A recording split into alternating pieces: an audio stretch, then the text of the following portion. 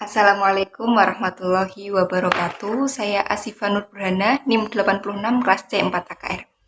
Video ini saya buat untuk memenuhi tugas mandiri mata kuliah akuntansi perpajakan. Pada video ini saya akan membahas 3 tugas yang telah diberikan. Yang pertama mengenai penyusutan aset kendaraan berupa mobil berdasarkan metode fiskal. Tugas yang kedua itu terdapat 10 soal yang diambil dari buku akuntansi perpajakan karya Sukrisno Agus edisi ketiga. Kemudian tugas yang ketiga yaitu menjelaskan kewajiban wajib pajak orang pribadi atau badan dalam melakukan pencatatan dan pembukuan berdasarkan ketentuan hukum yang berlaku. Baiklah, tugas yang pertama yaitu sebuah mobil dibeli dengan harga perolehan sebesar 100 juta rupiah. Mobil tersebut telah digunakan selama 5 tahun. Hitunglah berapa nilai atau berapa beban penyusutan apabila mobil tersebut telah digunakan selama 5 tahun dan hitunglah nilai sisanya menggunakan metode fiskal. Baik, sebelum memasuki proses penghitungan, kita harus mengetahui terlebih dahulu mobil tersebut masuk dalam kategori keberapa. Nah, mobil ini merupakan aset kendaraan yang masuk dalam kelompok kedua, di mana kelompok kedua ini memiliki nilai ekonomis selama 8 tahun dan besaran penyusutan sebanyak 12,5%. Baiklah, masuki perhitungan 100 juta rupiah yang merupakan nilai perolehan, kemudian dikalikan dengan 12,5%, diperoleh 12.500.000 rupiah. Itu merupakan beban penyusutan selama 1 tahun. Karena mobil ini telah digunakan selama 5 tahun, maka 12.500.000 tersebut dikalikan 5, di mana 5 tersebut merupakan nilai yang telah digunakan, waktu yang telah digunakan mobil tersebut. Diperoleh hasil yaitu 62.500.000 rupiah. 62.500.000 rupiah tersebut merupakan nilai atau beban penyusutan mobil tersebut selama 5 tahun.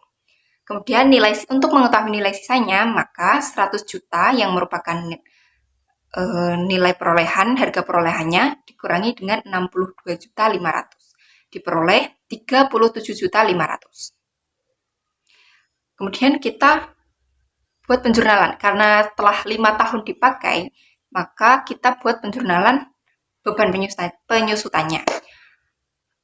Beban penyusutan berada di debit sebesar 62.500.000, kemudian akumulasi penyusutan diletakkan di sisi kredit sebesar 62.500.000. Baiklah, selanjutnya memasuki tugas yang kedua. Nah, tugas ini terdapat 10 soal yang diambil dari buku akuntansi perpajakan karya Sukrisno Agus edisi ketiga. Soal yang pertama yaitu apakah yang dimaksud dengan akuntansi? Nah, akuntansi sendiri merupakan sebuah sistem informasi yang menghasilkan laporan kepada pihak-pihak yang berkepentingan untuk mengetahui aktivitas ekonomi dan kondisi suatu perusahaan. Informasi keuangan tersebut diperoleh melalui beberapa tahap, yaitu yang pertama pencatatan, pengelompokan, pengikhtisaran, pelaporan, dan penginterpretasian sebuah data. Laporan keuangan ini digunakan oleh dua pihak. Yang pertama, pihak internal dan juga pihak eksternal.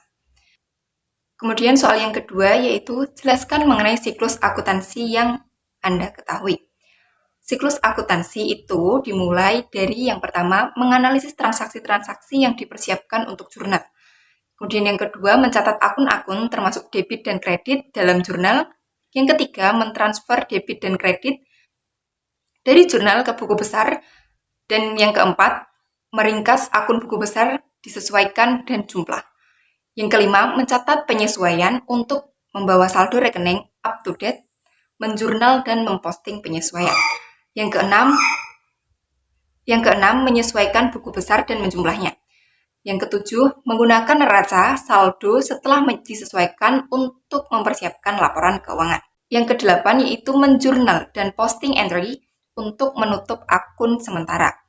Yang ke-9, tes keakuratan dari prosedur penutupan, dan yang terakhir yaitu jurnal pembalik dalam periode berikutnya yang bersifat pilihan. Yang ketiga yaitu sebutkan 5 jenis laporan keuangan dimulai dari yang pertama kali dibuat. Yang pertama yaitu laporan laba rugi, yang kedua laporan perubahan ekuitas, yang ketiga laporan neraca, yang keempat laporan arus kas, dan yang terakhir yaitu catatan atas laporan keuangan. Kemudian soal yang keempat, yaitu jelaskan dengan lengkap isi dari laporan keuangan. Tadi kan laporan keuangan ada 5 ya. Yang pertama kan laporan laba rugi.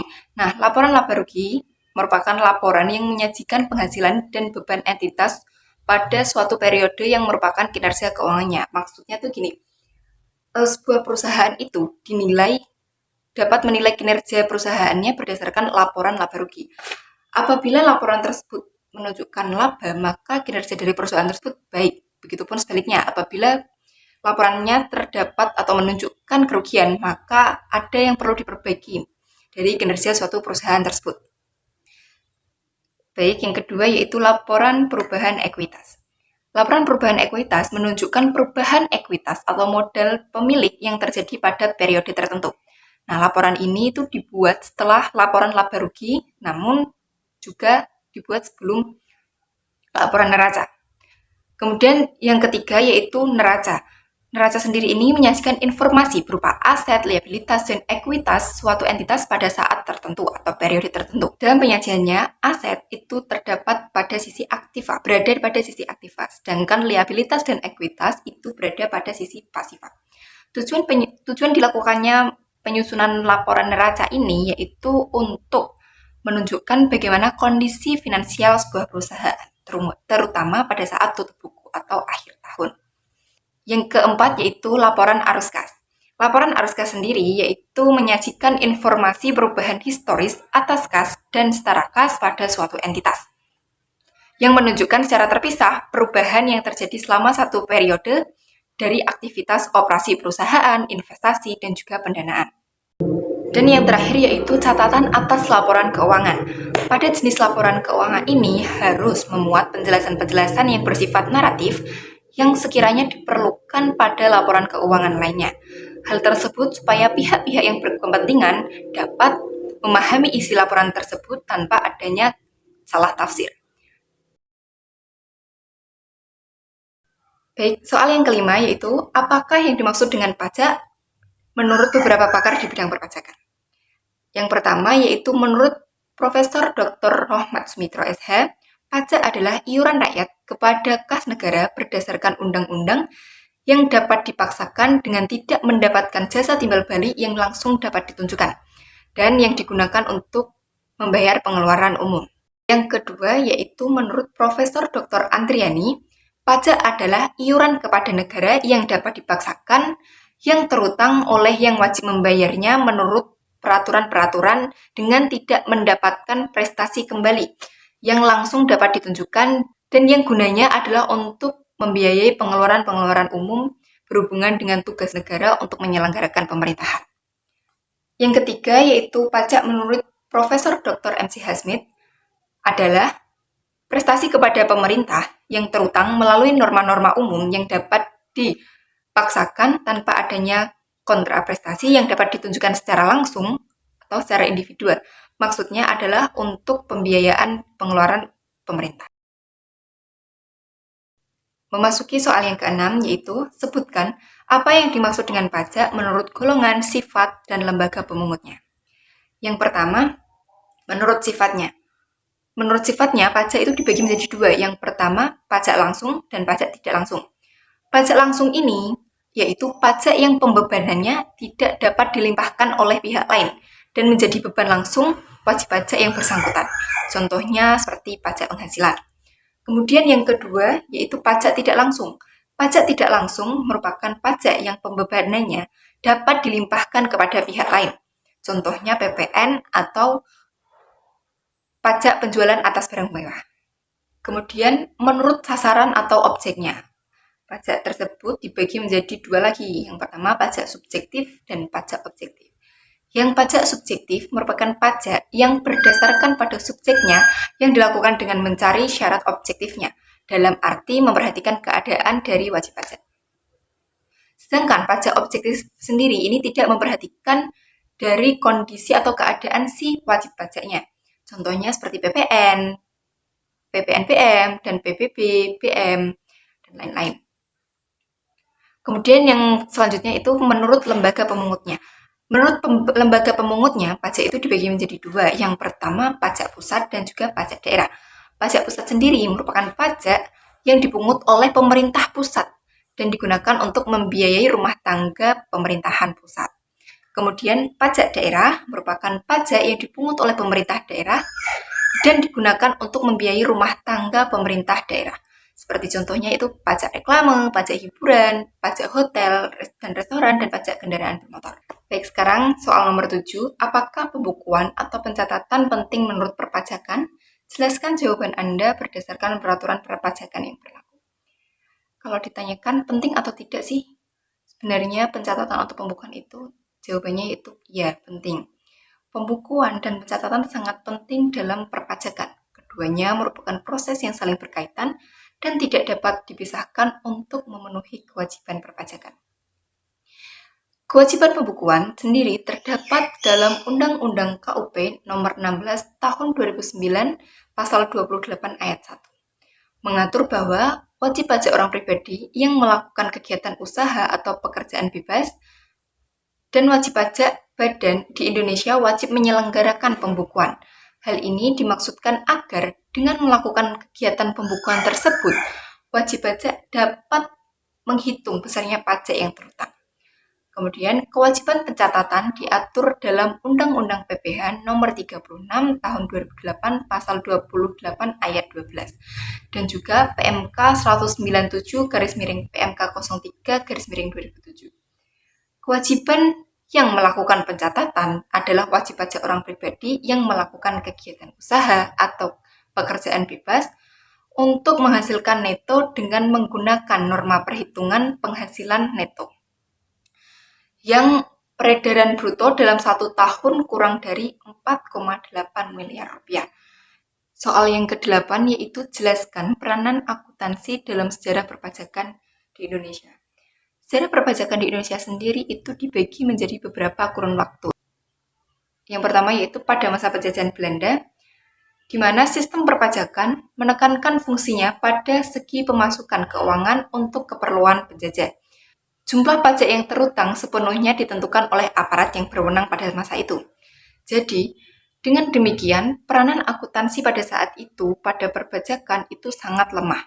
Selanjutnya, setelah Indonesia merdeka pada tahun 1967, diperkenalkan sistem pemungutan pajak yang dikenal dengan menghitung pajak sendiri atau MPS dan menghitung pajak orang lain atau MPO.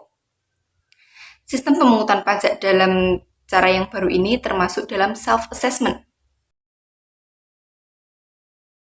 Melalui Impres 6 tahun 1979 yang dikenal dengan Paket 27 Maret 1979 dan KMK 108 KMK 1979 merupakan peraturan terbaru sekaligus menjadi pembatas kewenangan aparat perpajakan dalam menetapkan jumlah pajak yang harus dibayarkan oleh wajib pajak. Sejak tahun 1983 berlaku beberapa undang-undang.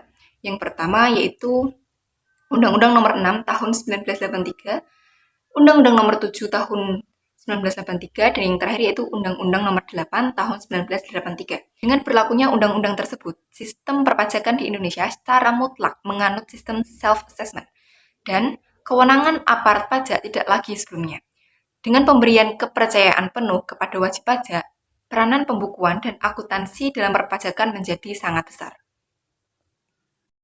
Yang ke-9 yaitu jelaskan akun akuntansi perpajakan dalam laporan keuangan.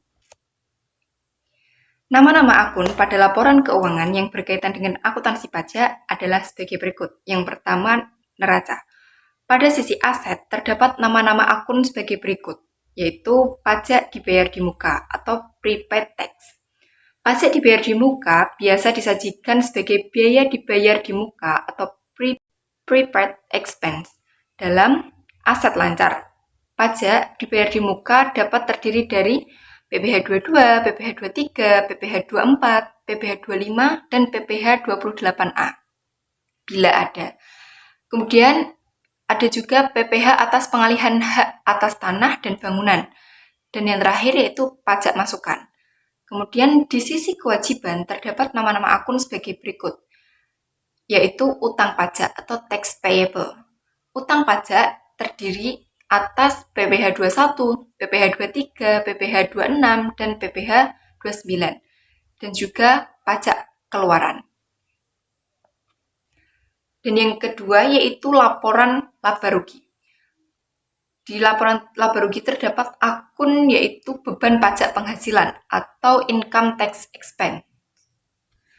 Kemudian ada PBB, pajak masukan yang tidak dapat dikreditkan, dan biaya materai dicatat sebagai beban operasional atau operational expense. Kemudian soal yang terakhir yaitu soal nomor 10. Mengapa akuntansi perpajakan itu penting? Akuntansi perpajakan sangatlah penting karena menekankan bahwa perlunya pemahaman perpajakan yang baik oleh wajib pajak agar jangan sampai terjadi kesalahan dalam perhitungan pajaknya karena dapat saja sewaktu-waktu dilakukan pemeriksaan pajak oleh aparat pajak. Akuntansi perpajakan juga sangat penting untuk wajib pajak dalam melakukan perencanaan pajak. Perencanaan pajak merupakan suatu kapasitas yang dimiliki oleh wajib pajak untuk menyusun aktivitas keuangan guna mendapatkan pengeluaran pajak yang minimal.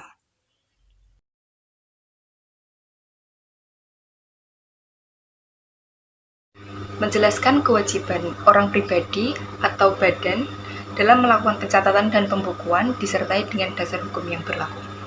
Kewajiban pembukuan dalam Undang-Undang KUP Nomor 16 Tahun 2009 Pasal 28 Ayat 1 diatur bahwa wajib pajak orang pribadi yang melakukan kegiatan usaha atau pekerjaan bebas dan wajib pajak badan di Indonesia wajib menyelenggarakan pembukuan.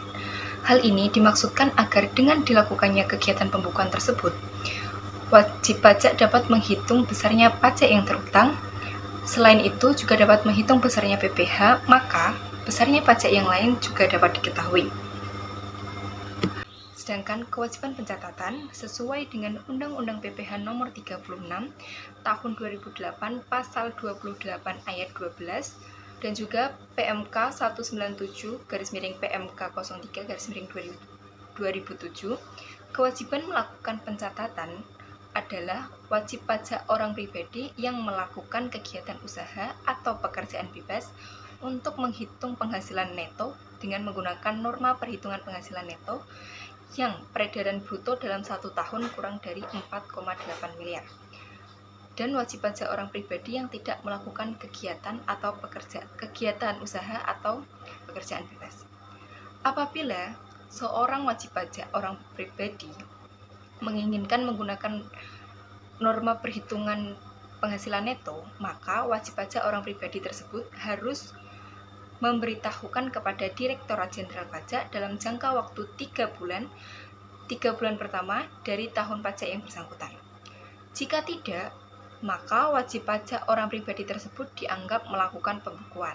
Kewajiban pencatatan untuk wajib pajak orang pribadi ini diatur dalam SE1/PC/2009 yang dimulai berlaku pada 1 Januari 2009. I cry a lot, but I am so productive. It's an